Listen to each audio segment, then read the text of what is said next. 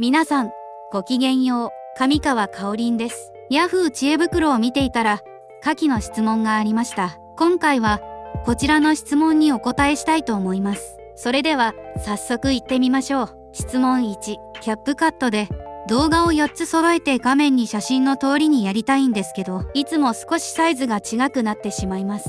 同じにして綺麗に4つ揃えるには、どうしたらいいでしょうか。2022年11月28日ということなんですが、このような作業をコラージュというようです。静止画なら写真コラージュ、動画なら動画コラージュと呼ばれています。このようなコラージュ機能は残念ながらキャップカットにはないですね。手作業ですることはできますが、微妙にずれてしまい、綺麗に揃わないですよね。なので、専用のアプリで作成することをお勧めします。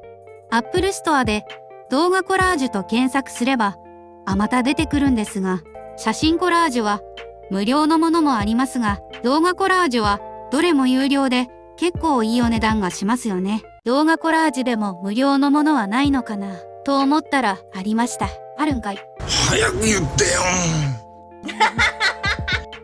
なんと 2DM というアプリなんですが、若干制限はあるものの無料で使用できますね。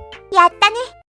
簡単に使用方法を説明すると、1、コラージュをクリック。2、動画を4つ選択して、境界、レイアウト、比率をそれぞれ設定します。3、次をクリック。4、問題があれば、編集をクリックして調整した後、保存で保存できます。5、ただし、無料版では解像度 720p までです。それ以上は有料となります。720p でも十分綺麗ですよね。スマホなら。